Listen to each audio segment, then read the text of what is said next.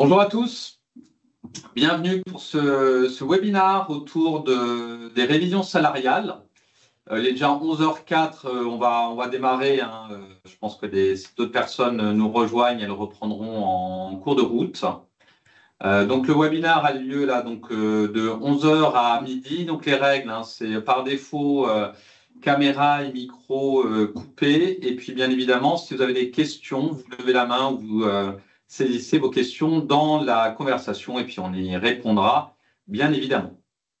Alors, au sommaire d'aujourd'hui, donc une présentation rapide des intervenants du webinaire, un rappel finalement de ce qu'est notre solution Data for People, le rappel du contexte finalement du projet, et puis on rentrera dans le vif avec une démo de la solution.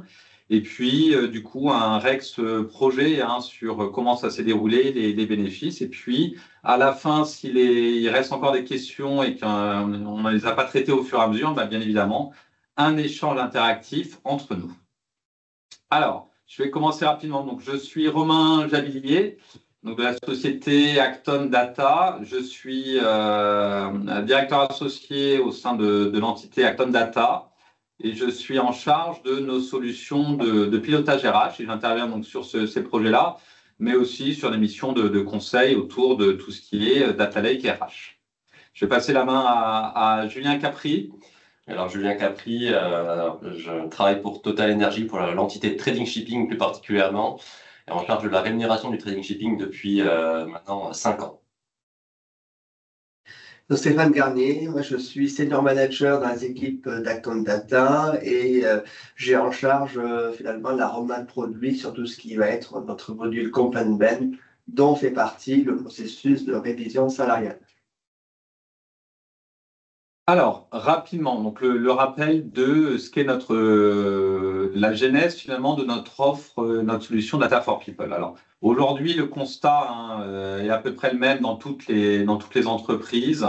On a un système RH souvent best of breed, très éclaté, avec finalement des systèmes de reporting dans chaque solution, dans chaque SI qui est mis en place, chaque SI RH, mais finalement avec une grande difficulté à croiser les données. C'est là où finalement intervient la solution Data for People, puisque finalement, elle va concentrer l'ensemble de ces données de manière à pouvoir adresser à un même endroit un reporting transverse pour tous les domaines et permettant de les croiser. Et l'autre sujet à propos de ça, c'est que moi, je viens du monde de la data, depuis que j'ai commencé à travailler il y a un peu plus de 25 ans maintenant, et on fonctionnait sur des cycles en V, des projets très longs qui souvent mettaient du temps à arriver et n'étaient pas forcément au rendez-vous des besoins métiers. Donc, on a, avec Acton Data, changé cette approche où finalement, on arrive avec une solution qui est déjà existante, qu'on alimente avec vos données. Et à partir de là, on peut fonctionner en mode itératif avec les métiers pour préciser finalement le rendu de la solution et les fonctionnalités de manière beaucoup plus précise et en évitant l'effet tunnel. Donc, voilà ce qui est Data for People, une série finalement d'applications autour de 3 grands modules. Un module Comp and Ben, donc c'est ce qu'on va voir notamment aujourd'hui. Il y a 2 applications, donc la partie simulation masse salariale, donc effectif et masse salariale, et puis une application de révision salariale, donc c'est ce qu'on va voir aujourd'hui. On a aussi un module qui traite tout ce qui est production des rapports, on va dire un peu pixel perfect, donc ça va être des rapports légaux ou par exemple des BSI à produire en masse. Et puis, le dernier module qui concerne finalement tout ce qui est pilotage RH, donc la production des indicateurs d'effectifs, de flux de personnel, les tendances, les évolutions dans le temps, etc. Et tout ça est basé finalement sur un socle de données qui est commun, la petite brique rectangulaire en bas, donc le Data RH sur laquelle s'appuie l'ensemble de nos modules et nos applicatifs. Donc aujourd'hui, on va zoomer plus particulièrement sur l'application de révision salariale. Donc, le révision salariale, très rapidement, c'est un contexte qu'on retrouve un peu partout dans les RH. Souvent, ce qu'on peut trouver, c'est justement l'absence d'outils. Et ça génère quoi comme problématique? On va avoir des problématiques liées finalement au RGPD. On va avoir des fichiers avec des données personnelles qui traînent sur les postes, etc. Et puis, beaucoup de fichiers Excel qui sont envoyés par mail, qu'il faut ensuite consolider en espérant que personne n'ait modifié ni les formules ni les colonnes. Et en termes de suivi du coup de campagne, c'est extrêmement fastidieux, extrêmement lourd. Donc globalement, le constat autour des problématiques de révision salariale, c'est que sans outillage, on peut y arriver, mais ça devient de plus en plus compliqué, soit par rapport à des contraintes réglementaires, soit aussi parce qu'on passe énormément de temps et que ce temps-là devrait être réversé plutôt sur vraiment le cœur de métier, l'analyse et avoir des révisions salariales qui soient les plus justes possibles et les plus adaptées au contexte et pas passer son temps à produire la donnée. Voilà un peu le contexte générique de pourquoi on a mis en place cet outil-là. Maintenant, je vais peut-être laisser Stéphane brosser les grandes lignes de la solution avant de passer véritablement au contexte du projet qui a été mis en œuvre pour TS. La promesse de notre solution, c'est d'accompagner finalement les campagnes Ben sur tout le processus de révision salariale. Ils vont des outils de simulation, des politiques de rémunération dans le cadre notamment des négociations annuelles, mais également du pilotage de la campagne avec le paramétrage de toute la structure managériale, des workflows, des typologies d'accès. Avoir un outil aussi qui permette d'assurer le suivi, le pilotage de la campagne, mais également tout le reporting qui peut aller jusqu'à, on l'a vu avec la construction de l'index de parité homme-femme, mais aussi les rapports sur le RSC, sur la comparaison des situations comparées, jusqu'à la transparence des rémunérations. Tout ça dans une même solution et dans un même socle, en donnant la main au manager et en essayant d'avoir un outil le plus collaboratif possible. Voilà, pour résumer les grandes lignes, de ce que l'on peut mettre en place. Donc, à la fois processus en tant que tel de révision salariale, mais tout ce qui est aussi analytique et visualisation des données associées avec un outil de data vise, et puis l'ouverture sur toute une série de réglementaires qui sont finalement adossés à tout ce qui est rémunération. Et également, une particularité, c'est qu'on fait aussi les simulations budgétaires. Donc, en entrant, on peut aussi évaluer l'impact de la révision salariale sur la masse salariale avec plein d'indicateurs calculés comme les effets report, les comparations et entre la masse salariale d'une année sur l'autre. Très bien. Merci Stéphane. Donc maintenant, quels étaient finalement les besoins de trading shipping concernant ce processus de révision salariale? Concernant le trading shipping, alors on remonte un peu en arrière en 2020, c'est-à-dire qu'en 2020, lorsque j'ai pris mon poste, on est dans des perspectives de croissance assez importantes. On réintégrait sur Genève nos activités de trading londoniennes. Donc, c'est-à-dire qu'on passait d'un périmètre de 400 personnes qui a continué de croître et on arrive aujourd'hui à 1600 personnes. Donc, ça a été vraiment une nécessité de s'outiller côté Compenben, parce qu'on le verra ensuite, on avait un ancien process qui était très manuel, on avait besoin d'automatiser nos processus RH parce qu'on savait qu'on allait croître dans les années à venir et on ne pouvait plus se contenter d'Excel. Et donc la complexité aussi qu'on avait, c'est que le trading shipping, en tout cas Total Energy, est sur un périmètre mondial. Donc on a des hubs à Houston, à Singapour, et aussi on s'est développé à Dubaï, on est aussi en Espagne, maintenant en Allemagne. Enfin bref, on avait une complexité qui était liée aussi à l'élargissement de notre périmètre et nos activités étaient vraiment aux quatre coins du monde. Donc au niveau Compenben, avec beaucoup de complexité. On souhaitait aussi, ce qu'on ne pouvait pas faire auparavant, c'était impliquer davantage notre management. C'est-à-dire, on voulait une application qui soit accessible à notre top management, voire management intermédiaire, qui puisse avoir accès à la donnée de rémunération toute l'année, pas seulement lors des campagnes de révision salariale, les impliquer davantage. Et pour ça, on avait besoin d'une solution aussi efficace. Et c'était plus possible de fonctionner uniquement via Excel. Et globalement, au niveau de notre SIRH, ça a été la première brique, la partie Compenben, mais on a aussi plugué on travaille depuis quelques mois sur la partie effectif. Donc en fait, c'est aussi qu'il y ait des ramifications et des liens entre nos différents sujets.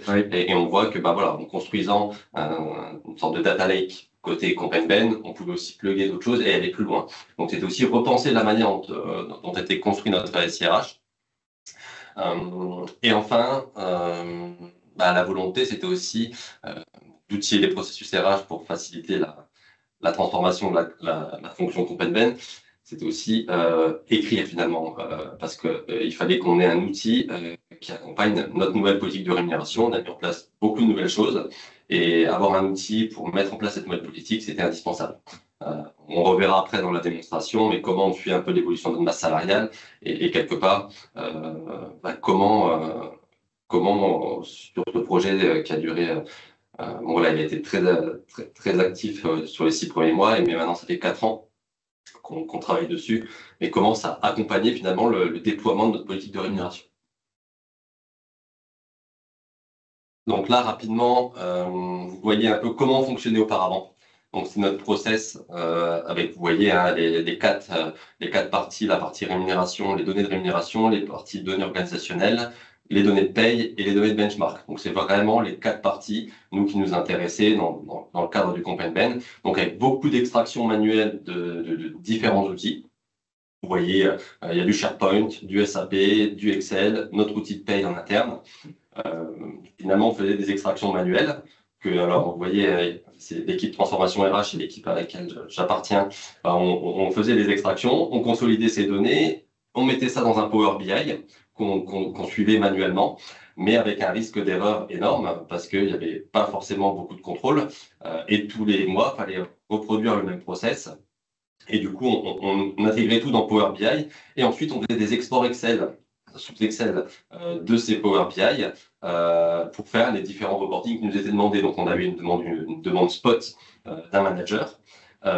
Et on sortait des reportings sur le gender pay, des analyses sur les données de paye. Et on voyait, bon, c'est un chiffre qui est quand même assez important, mais sur une campagne de révision salariale, même si le périmètre était plus petit que ce qu'on avait aujourd'hui, on arrivait à plus de 300 fichiers Excel.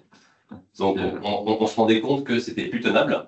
Donc, il a fallu changer ça, et d'où l'intérêt de la solution d'Acton Data. Si on peut passer. Et du coup, vous voyez ici ce qu'on a mis en place. Donc, on a toujours les mêmes sources de données sur votre gauche. Donc ça ne change pas.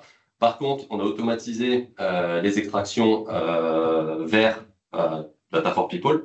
Donc, on a un espace partagé avec Acton, quelque part, avec des noms de fichiers qui sont harmonisés pour que ça se fasse rapidement. Donc, on a quand même, alors on contrôle ces fichiers-là et aussi un double contrôle parce qu'il y a le contrôle qui est fait côté Acton. Donc, on a des échanges sur les données.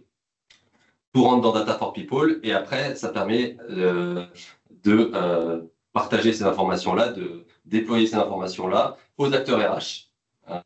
Mais aussi à nos managers, ce qu'on ne faisait pas auparavant. On faisait des analyses de spot. Là, nos managers ont accès à l'outil directement 24 heures sur 24, 7 jours sur 7. Donc, ils ont besoin d'une donnée salariale. C'est pas je vais faire une demande à Julien, spot, quel est le salaire. Non, toute l'année, ils ont accès à leurs données de benchmark, leurs données de rémunération. Et ils peuvent se connecter de manière totalement indépendante. 24/24. Voilà. Dans tous les coins du monde. Oui.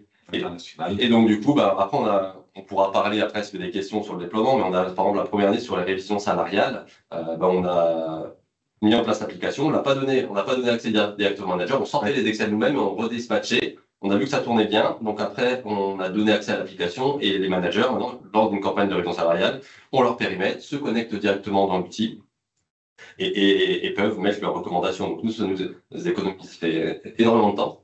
Parce que les managers n'ont plus à passer par nous systématiquement et on a buildé des reportings qui étaient récurrents, on les a construits pour qu'ils sortent en automatique. Bien sûr, il y a toujours du contrôle derrière, mais on voit et puis on continue de déployer. Par exemple, depuis l'année dernière, on fait le BSI. On utilise les données qui avaient été intégrées dans les IRM pour sortir le BSI et à moindre coût parce que c'est juste une extension et on utilise ce qui avait été. C'est ça, le même socle de données, etc. Donc, ce qu'on voit effectivement, c'est l'industrialisation. Bon, on prend un peu d'avance sur la suite, mais effectivement, ça répond à tout ce qui est industrialisation des chargements et puis finalement aussi démocratisation de l'accès aux données pour finalement décharger le central sur l'accès aux données et responsabiliser aussi les gens, et ce qui permet d'ouvrir un périmètre finalement plus large d'applicatifs et de services rendus à l'ensemble de l'entreprise au final. OK. Alors, Pardon, Julien, je pense qu'on avait fait le tour. Oui, c'est très bien. Non, je pense que ce qui intéresse aussi les gens, ça va être de rentrer dans l'application, de voir un peu ce qu'on fait. Donc là, je vais vous partager mon écran. On va vous présenter alors certaines fonctionnalités. On ne peut pas toutes vous les présenter, aussi pour des soucis de confidentialité. Mais là, ici, on va vous présenter ce qui est accessible aux managers à l'année. C'est-à-dire, on va prendre un exemple type d'une personne, voilà, quelqu'un qui souhaite zoomer sur les benchmarks et les données de rémunération d'une personne en particulier, les nuages de points, tout ce qui est en campagne d'augmentation salariale, quels sont les visuels des managers, et ensuite après comment finalement on gère aussi la masse salariale et comment on la pilote au quotidien. Donc je vais me connecter et partager mon écran.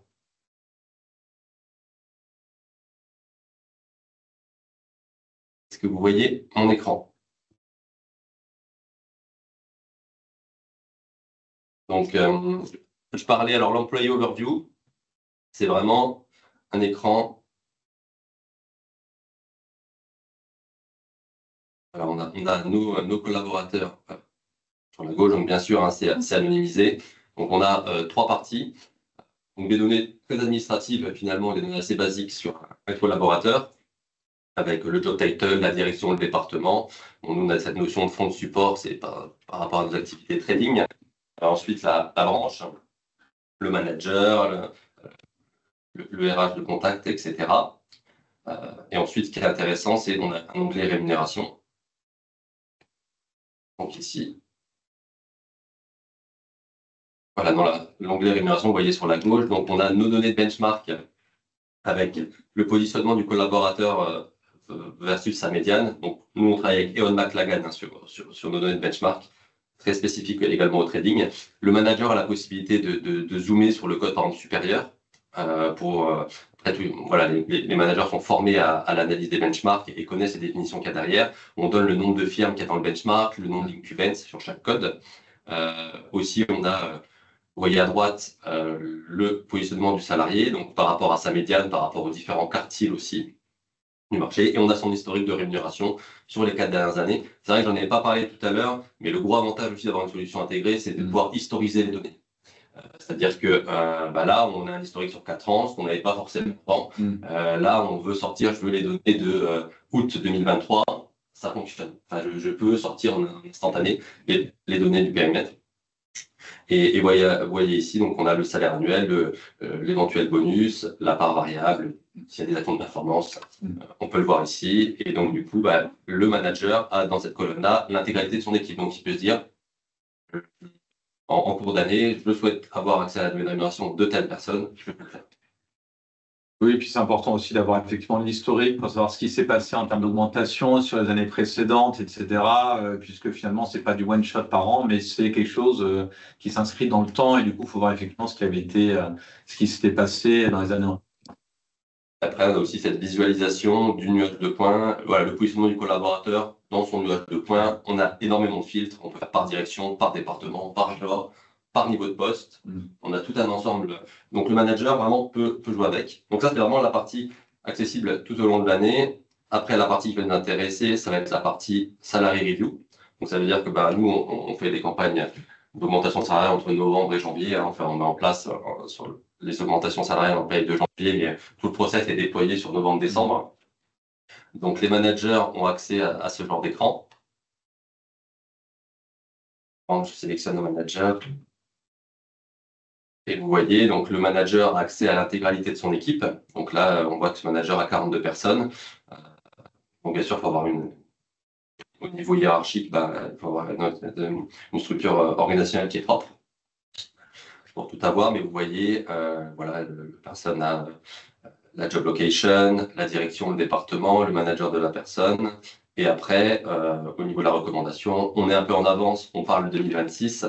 Mais si je modifie ici, on a voilà, l'écart par rapport au marché qui évolue en instantané en fonction des recommandations qu'on peut faire. On a tous les historiques de salaire, les historiques de bonus, avec, on ne va pas renseigner, mais je peux en renseigner ici un bonus. On nous donne un nombre boîte salaire. On a aussi un outil qui s'appelle Conversation. Donc, on peut mettre des commentaires. Le manager peut mettre des commentaires. Donc, ce qui est aussi assez puissant, c'est que tous les acteurs RH impliqués dans le processus peuvent voir les commentaires qui sont mis par d'autres acteurs. Donc, par exemple, moi, je mets un commentaire ici. Bon, voilà, on voit mon IGG, mais en campagne, on voit mon nom, mon prénom. Je le confirme. Ça met un commentaire. Je peux mettre des informations sur des congés maternité, sur des bonus proratés, etc. Donc, c'est un outil aussi de communication. C'est vrai que ça évite les emails. Tous les gens qui ont accès à cette feuille peuvent voir ce qui a été fait et ce qui reste à faire. Donc, on utilise beaucoup cette fonctionnalité. Oui, toujours dans la centralisation finalement à la fois des données, des commentaires pour avoir tout au même endroit et avoir une traçabilité finalement de tout ce qui se passe et des décisions qui sont prises. On va jusqu'à tracer toutes les mises à jour, toutes les modifications, elles sont disponibles aux différents managers. Donc, on a tout l'historique des recommandations et des propositions directement par un clic droit. Et vous voyez sur la gauche, alors, je ne vais pas dans le détail sur les filtres, mais aussi on peut zoomer sur des sous-équipes. On peut sélectionner par manager N+1, par direction, par département. On a tout un ensemble de filtres qui permet de faciliter un peu le travail du manager. On peut voir ici aussi qu'on peut uniquement zoomer sur les salaires, uniquement sur les bonus. Et après, on a une sorte de data cockpit où on a des données qui sont liées à la feuille. Donc voilà, ça, les augmentations par nationalité, par genre, aussi par currency, donc par devise.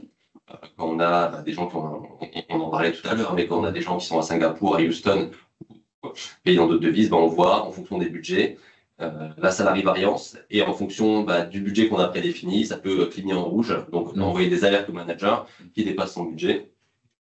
Et toujours de la même façon, on a le nuage de points avant-après. Donc on a un nuage de points début de campagne et un nuage de points fin de campagne. Ça permet de voir donc voilà, l'évolution finalement de la copie du manager. Et on a, alors pour ceux qui veulent aller plus loin, on donne aussi des outils pour faire des sortes de tableaux croisés dynamiques intégrés. Ça, c'est une minorité des managers, mais il y en a chez nous, ils aiment la data. Donc, on leur donne accès à tout un écran, voilà, pour qu'ils puissent faire un tableau croisé dynamique en live à leur main. Ouais. À leur main, exactement. Donc ça va être vraiment on est en mode campagne. Et donc, du coup, ce qui est bien, c'est on a accès à tout ce que font les managers en temps réel. De notre côté, on pilote la campagne et ça nous facilite la tâche. On a toujours la possibilité de faire des extractions Excel. Parce qu'il y a des managers qui ils aiment bien encore avoir leur macro, leur fichier Excel, mais on revient sur le forms et on a toujours la possibilité de faire une extraction de manière assez simple. Ouais. Ça rassure, mais vous voyez ici, voilà, j'ai le petit logo Excel qui permet aux managers, à partir du moment où ils remplissent l'application, nous ça nous va, ils font leur stats à côté, etc. Mais on leur donne quand même, vous voyez, des données de benchmark, des écarts benchmark, donc ils peuvent voir aussi en direct comment se positionnent leurs collaborateurs par rapport aux données de benchmark. Donc ça, c'était quand même une partie importante. Je passe rapidement sur les nuages de points. Il y a une partie nuage de points où ils peuvent créer leur propre nuage de points. Donc là, on a tout notre nuage de points à nous, global. Vous voyez sur la gauche, on peut zoomer par genre, par nationalité, par département, etc. Avec des analyses sur l'écart salaire. Donc, par direction, si on veut afficher les médianes, voilà, on peut afficher des lignes de médiane uniquement sur la population. Donc ça permet, nous on fonctionne de deux manières, on regarde, quand on fait des analyses, on regarde le marché externe, mais bien sûr aussi le marché interne, parce que on va créer de l'incohérence. Donc ça nous permet de mettre les différents quartiles. On a des fonctions support, on a des fonctions front office, aussi très spécifiques au trading. Ça permet voilà, de comparer ce qui est comparable. Je ne veux pas rentrer trop dans le détail non plus. Je pense qu'après, voilà, ce sera Stéphane qui, si vous souhaitez des démos de cet outil, prendra la main. Et on voit qu'il y a des personnes de toute la planète là, sur la carte. Voilà, c'est ça. Et puis après, on peut vraiment faire par currency. Donc, on peut mettre tout en CHF, tout en USD, soit en devise locale. Ouais. Après, bien sûr, quand on a de l'AED, c'est pas comparable franc-suisse. Donc, c'est bien de mettre dans une devise spécifique. Mais on peut customiser vraiment pas mal de choses. Donc, ça, c'était sur la partie nuage de points. Sur les campagnes, pour moi, ce qui fait vraiment la force de l'outil, c'est la capacité à customiser et à modifier les données en cours de campagne. Donc ici, voilà, on a différents accès parce que il y a différents accès. On a le module donc EasyRem global comme on a vu dans l'Employee Overview. On donne aussi accès en cours de campagne uniquement au module révision salariale et aussi à la modification. C'est-à-dire que on a la révision salariale, on est en période de campagne. Nous, on a donné des dates, on a fini notre campagne et du coup, on veut tout bloquer. Donc les managers, on peut leur couper la main à n'importe quel moment. Donc ça va être l'update finalement des feuilles, on peut le couper à n'importe quel moment. Et on a des fonctionnalités spécifiques que je ne vais pas développer ici, mais spécifiques au trading sur des populations très spécifiques. Et donc, du coup, on a développé des fonctionnalités pour avoir des budgets spécifiques, etc. D'accord. Et avec le suivi de la campagne, on peut effectivement voir quel manager a renseigné ou pas, lui mettre, enfin, pas la pression, mais essayer de faire que les délais soient tenus et effectivement de couper éventuellement pour bien indiquer que. Alors, c'était fermé. Alors, ce n'est pas comme ça que vous procédez. Hein. Je vais on évite d'être un peu plus douce. On évite de le faire en cours de campagne, en tout cas dans l'application, parce que tout le monde le voit. Donc, on reste quand même encore via des emails ou via des Teams pour dire ce genre de message. Mais tout à fait. Ça nous permet aussi de pousser les managers à remplir. Puis après, il y a différents accès à des sociétés. Typiquement, la population RH n'a pas accès à la population RH. Enfin, voilà, il y a quand même beaucoup de complexité derrière qu'on a développé au cours du temps, mais c'est faisable. Et nous, pourquoi on avait choisi Acton PI à l'époque, c'est pour cette flexibilité-là. On travaille avec des développeurs quand même de chez vous, dont Stéphane et Indy. Et c'est vrai qu'on peut, même en cours de campagne, faire des corrections. On a le correction form, des rattachements hiérarchiques qui ne sont pas bons, des managers qui se plaignent de ne pas avoir les bonnes personnes. Et ça, c'est une force. À l'époque, on avait fait notre analyse de marché. Il y avait des solutions qui étaient beaucoup plus rigides, la vôtre est assez flexible, et donc ça, on peut corriger beaucoup de choses en cours de campagne. Et ça, on le vérifie encore aujourd'hui, et c'est une très bonne chose. Enfin, une dernière fonctionnalité qu'on voulait vous montrer aujourd'hui, ça va être donc la partie qui nous permet de voir un peu l'évolution de la masse salariale. Donc, vous voyez ici, quand on parle d'évolution de la masse salariale, il y a plusieurs sujets, mais ce que nous, on a voulu identifier aussi, c'est l'effet de Noria. C'est quelque chose qui était très important pour nous. Et oui, quand il y a des personnes qui partent à la retraite, on remplace les personnes qui partent à la retraite par potentiellement des gens plus juniors. Et du coup, on voulait pouvoir l'identifier grâce à cet outil. Et du coup, on voit par exemple ici, entre août 2023 et avril 2024, l'évolution de notre masse salariale sur un périmètre cible. Donc, on voit que il y a, alors, les présents, c'est vraiment les gens qui étaient présents en début de période et qui étaient présents en fin de période. Donc, l'évolution des salaires de ces personnes-là, les évolutions qui sont faites par rapport à la croissance des effectifs. Là, on voit qu'on fait -5 plus 14, donc il y a une augmentation qui est juste liée à un effet effectif et une évolution qui est liée à un effet de Noria. Et donc, ça, c'est très important pour valider des augmentations, par exemple, en cours d'année, des choses comme ça, de voir cet effet de Noria. Et donc, du coup, on a développé cet écran et donc, dès qu'on a des reportings à faire, on utilise ça et on peut zoomer, ce qui est assez puissant. C'est-à-dire que je me positionne en octobre, voilà, je vois ce qui s'est passé entre octobre 2023 et avril 2024, ensuite septembre. Bref, et ça me permet d'avoir un outil qui est très rapide en fait. En 3 clics, j'arrive à sortir des données sur tous mes périmètres parce que le travail a été fait en amont, bien sûr, l'intégration de la donnée. Mais c'est vraiment un écran qu'on a développé sur mesure avec les équipes d'Acton. Et ça c'est pas quelque chose qui est au catalogue, ça correspond vraiment à nos besoins, à l'expression de nos besoins.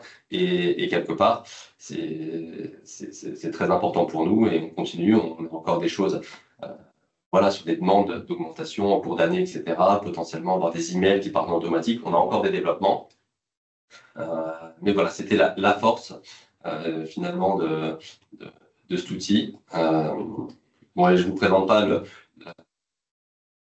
la partie où le correction form, mais moi j'ai la main en cours de campagne sans devoir passer par les équipes d'Acton pour faire des modifications sur le rattachement hiérarchique, le salaire d'une personne s'il y a une erreur.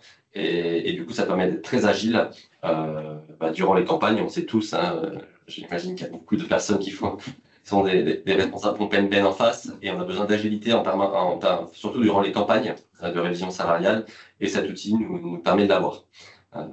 Et après, On peut aller encore plus loin, on pourrait développer, et c'est un peu le sujet qu'on va avoir actuellement, des outils prédictifs. On n'en est pas encore là, mais ce qu'on aimerait bien aussi développer, c'est des évolutions de la masse salariale par rapport à des éléments externes. Mais voilà. C'est des choses qui sont développables et qu'on aimerait bien développer à l'avenir. Et voilà un peu pour l'overview de la plateforme. Et je pense qu'après, Stéphane reprendra la main si vous avez des questions complémentaires. Nous, après, c'est spécifique pour nos besoins, mais il y a possibilité, j'imagine, de créer d'autres modules davantage spécifiques pour vos activités. Merci, Julien. Peut-être qu'on peut marquer un petit temps d'arrêt si jamais il y a des questions qui se faisaient jour de votre côté par rapport à ce qui a été indiqué, soit en amont de la démonstration de Julien, soit sur la démonstration. Si vous avez des questions, n'hésitez pas. Sinon, on va continuer sur le reste de la présentation, notamment pour échanger un peu sur la manière dont s'est déroulé le projet, les bénéfices, même si, l'air de rien, on a déjà un peu attaqué ce sujet. Alors, si tout est clair pour vous? Alors, je vais repartager, pardon, le PowerPoint. Hop.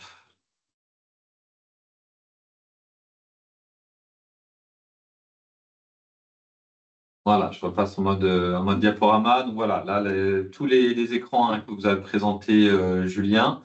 Maintenant, bon, même si on l'a déjà un peu évoqué de manière structurée, du coup, un petit retour sur le déroulement du projet, même s'il peut y avoir un peu de redite. Oui, non, mais tout à fait. Après, c'était de manière assez synthétique sur ces slides, voir un peu comment nous on a travaillé, mais c'est vrai qu'il y a une longue partie quand même analyse des besoins. Et ce qui est très important, c'est la compréhension de notre environnement. Parce que voilà, Total Energy, on a un environnement spécifique avec des outils spécifiques. Et c'est vrai que on a eu la chance et qu'on a travaillé avec Stéphane dès le début. Donc Stéphane connaissait l'environnement Total Energy, donc ça a permis d'avancer assez vite. Mais on a des manières de parler qui nous paraissent naturelles en interne, mais qui ne le sont absolument pas quand on parle à des développeurs et des gens qui sont très techniques. Et donc ça, c'est pareil, ça prend du temps. Et donc il faut bien déjà comprendre notre besoin nous pour pouvoir le reformuler et l'adresser aussi aux développeurs. Donc ça, c'est quelque chose qui a quand même pris du temps. Donc au début du projet, bon voilà, puis nous on tâtonne aussi, on développe. C'est ce que j'explique ici, c'est qu'on a développé vraiment bloc par bloc. J'ai présenté différents blocs, mais on a commencé vraiment la priorité, nous, c'était la révision salariale. Donc, on a travaillé sur la révision salariale de manière prioritaire. Ensuite, on a développé l'employee overview, etc. On a vraiment travaillé comme ça. Et au début, Stéphane était tout seul sur le projet. Maintenant, on a 2 développeurs. On a Lindsay aussi qui travaille. Et potentiellement, on va peut-être étendre aussi parce qu'on travaille maintenant sur le module effectif. Donc, on étend notre scope de développement. Mais oui, quelque part, c'est important de bien comprendre son besoin et de bien savoir le communiquer. Pour moi, c'est vraiment un facteur clé de succès. Aussi, on fait beaucoup de choses en live, donc on recette en même temps qu'on délivre. Donc, c'est toujours un peu compliqué. Le conseil que je peux donner, c'est qu'on a maintenant sur la structure, par exemple, pour la structure Easyrem qu'on a présentée, c'est vrai qu'on travaillait beaucoup développement, on mettait en prod et puis on recettait quasiment en live. Là, maintenant, sur la partie effectif, on a aussi quelqu'un qui est là pour recetter, faire des tests additionnels. Donc, c'est ça des coûts supplémentaires, mais c'est quelque chose qui permet de sécuriser une bonne pratique. Et puis après, bon voilà, à chaque fois qu'il y a une nouvelle fonctionnalité qui est développée, on fait un reps en interne, on regarde si les nouvelles fonctionnalités ont plu et on refait quelque part, on reframe.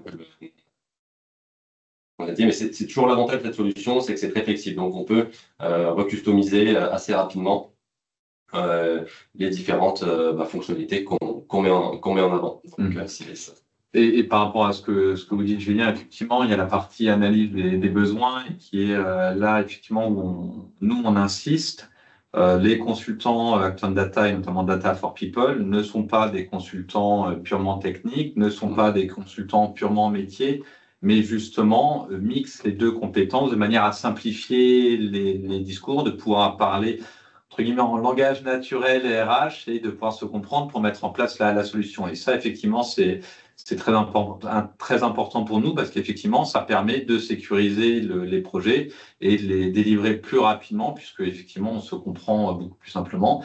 Puis effectivement, l'idée d'y aller par l'eau, je pense qu'elle est très importante. Il y a un premier périmètre extrêmement défini qui est posé. Ensuite, à partir du moment où le socle de données commun est posé, on peut effectivement aller étendre sur d'autres fonctionnalités qu'on peut tirer petit à petit en fonction des besoins.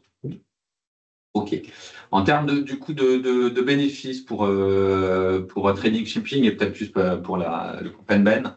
Après, voilà, sur les facteurs clés de succès, hein, finalement, les bénéfices qu'on en tire. Bon, le grand sujet, c'est quand même la sécurisation des accès, hein, parce que les données Ben, c'est confidentiel. On ne souhaite pas les dispatcher. Donc, il y a tout un système de SSO, Single Sign-On, qui est de notre côté. Donc, on a des équipes cyber du trading de Total Energy qui travaillent en lien avec cette Acton pour sécuriser les accès. Mais il y a une gestion des accès à 2 niveaux. Donc, il y a une gestion des accès, nous, en interne, côté Total Energy, à l'application, qui est gérée via des listes à nous en interne. Et une deuxième barrière, quelque part, une deuxième protection via Acton BI, qui est justement, c'est ce qu'on a vu tout à l'heure, le dispatch des accès. Donc, on a quand même 2 niveaux de sécurité qui nous permet d'éviter justement que les informations soient mal communiquées, entre guillemets. La grosse force, c'est que on historise nos données désormais. Donc, depuis qu'on a lancé en 2021 le projet, on a des bases de données. On dit, je veux revenir à mars 2022.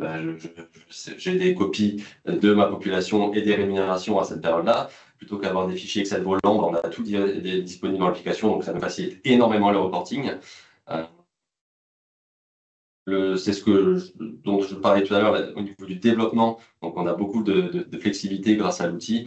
Et comme on est dans un environnement trading qui est très volatile et avec beaucoup de changements, aussi sur la politique de rémunération, on s'adapte aux données de marché, aux benchmarks et à notre environnement externe.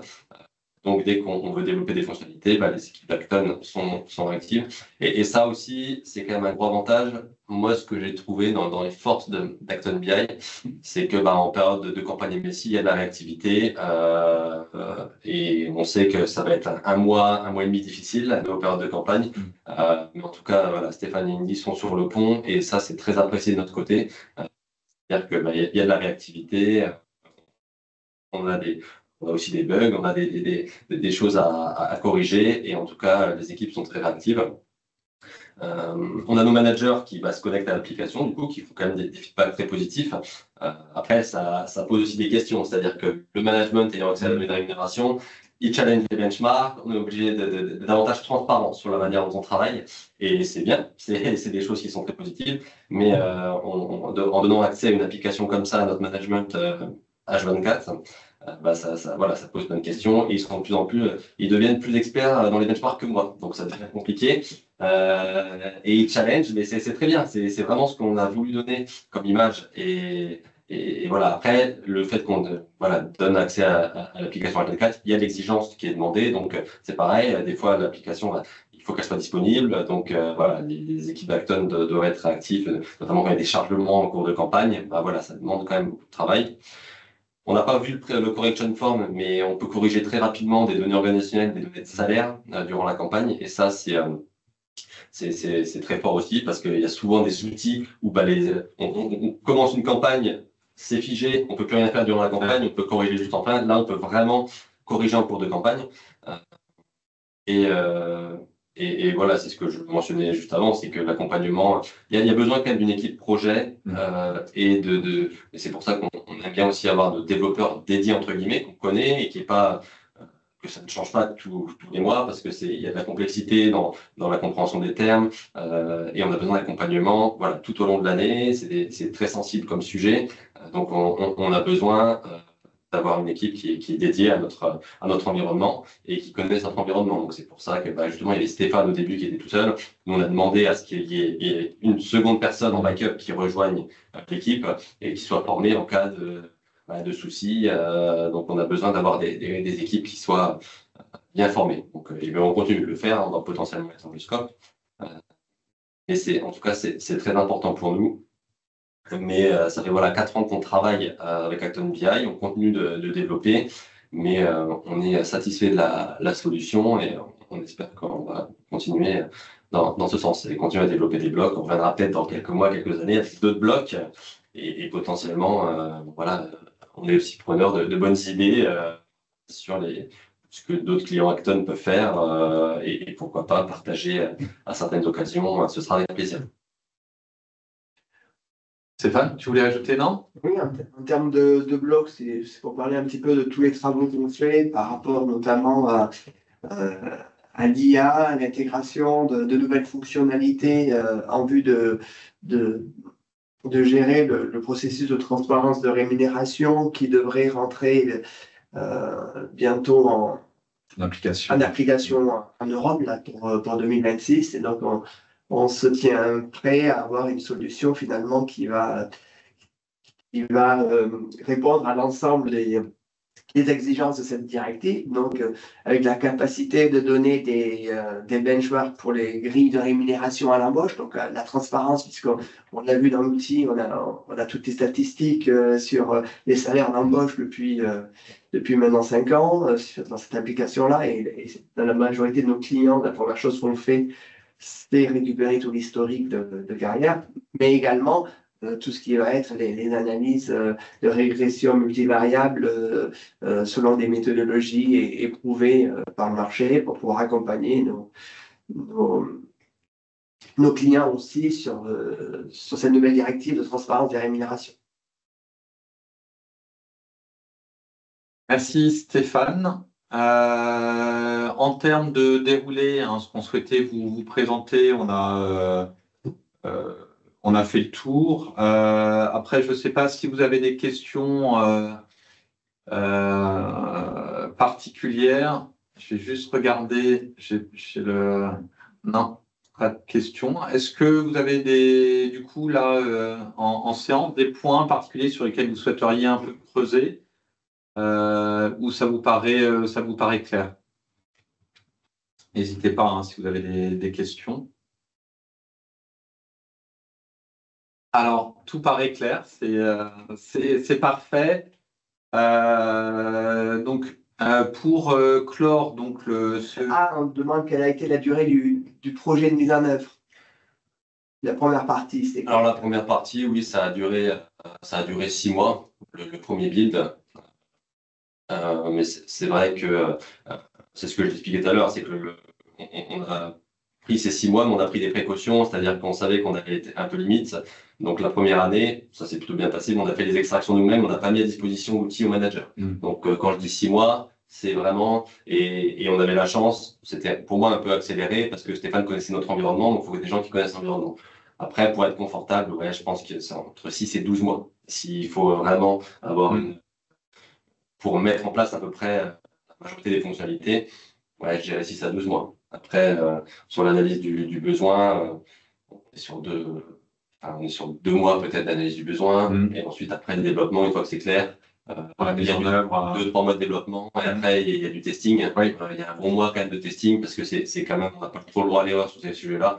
Pour moi, je pense qu'il y avait tout le data lake à construire. Oui, c'est la première marche aussi pour alimenter le socle et ensuite pour adresser d'autres fonctionnalités. Et sur l'automatisation, enfin voilà, ça dépend de quoi on parle, mais sur l'automatisation, on n'est même pas encore au bout. C'est-à-dire que on a des données qui arrivent automatiquement dans cet espace partagé, mais on travaille encore sur de l'intégration plus poussée. Donc en fait, plutôt, il y a 6 mois de build sur le projet, mais ensuite après c'est de l'amélioration continue et on essaye d'améliorer chaque partie, mais c'est du continu, mais vraiment pour avoir quelque chose de propre, minimum 6 mois, je pense. On a une autre question sur l'accompagnement des managers. Quelle a été l'approche qui a été utilisée pour l'accompagnement au changement?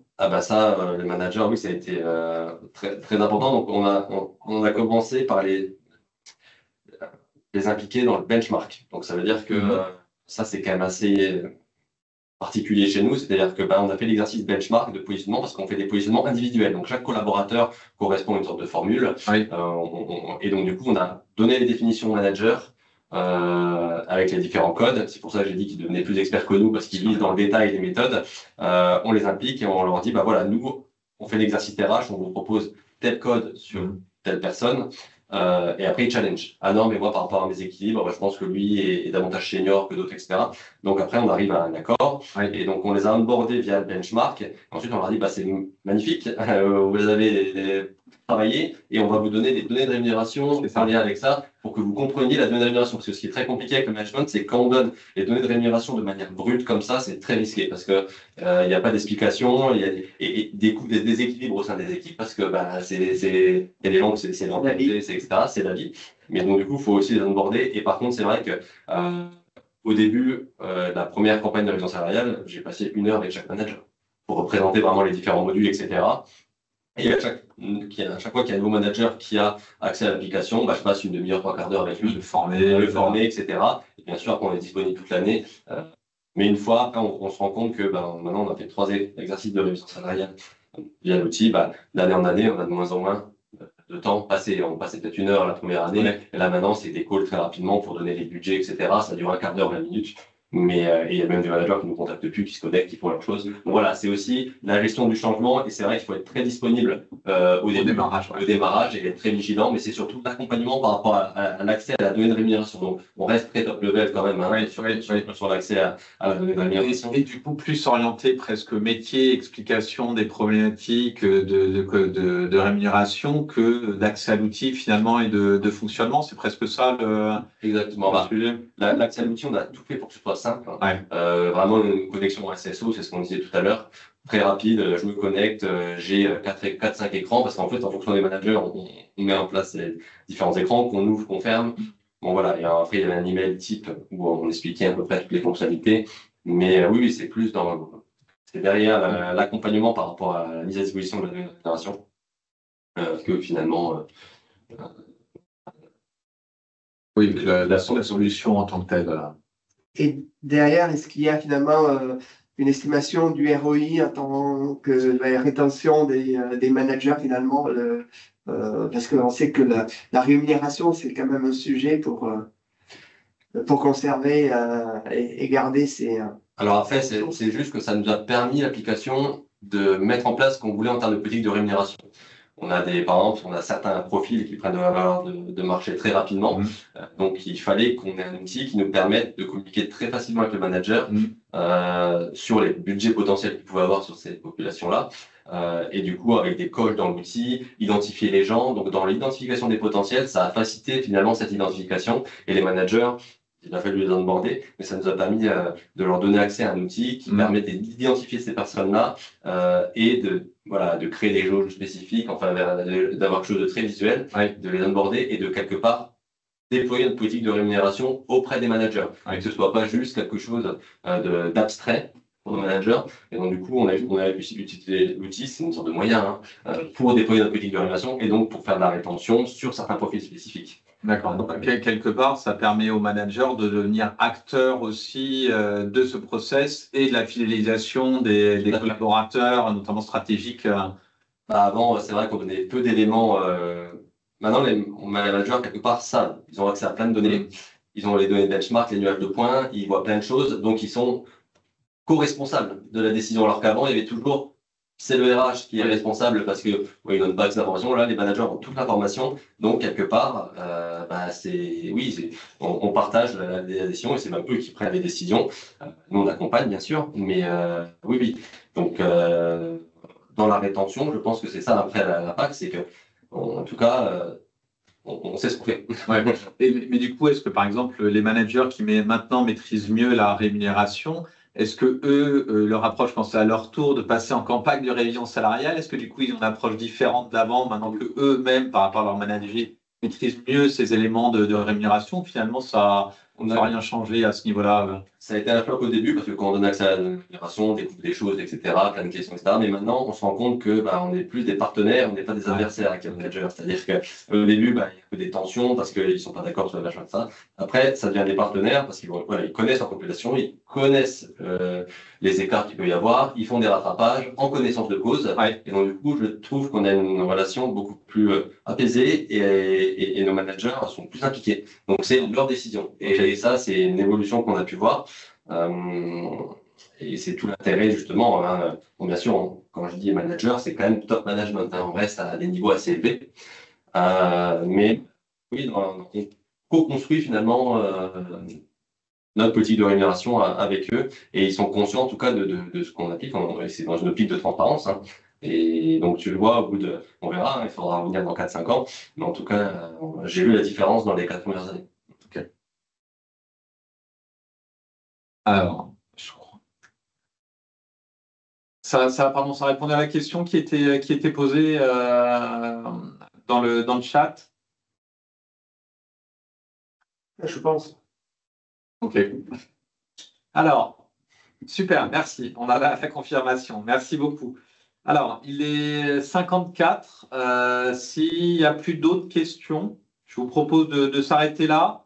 Le replay pardon, du webinaire, donc ça, dès lors qu'on aura terminé le webinaire, il sera disponible et on vous le mettra à disposition. On vous communiquera les infos pour y accéder. Et puis, bien évidemment, hein, si vous voulez échanger avec nous directement, soit sur les outils qu'on a présentés, soit sur les fonctionnalités pour aller plus loin, ben, écoutez, n'hésitez pas à nous contacter. Vous avez normalement les références où on les rajoutera ici dans le document directement. Sinon, c'est en lien avec les infos, soit sur le site internet, pardon, soit sur le webinaire directement. Mais on rajoutera, je pense, effectivement, en accompagnement du replay, les contacts pour nous joindre si nécessaire. Merci à tous pour votre attention. S'il n'y a plus de questions, je vous souhaite à tous une très bonne journée. J'espère que ce retour d'expérience sur l'outil et le fonctionnement en mode concret, hein, la révision salariale, vous a apporté des éléments que vous cherchiez. Merci à tous. Je vous souhaite une très bonne journée.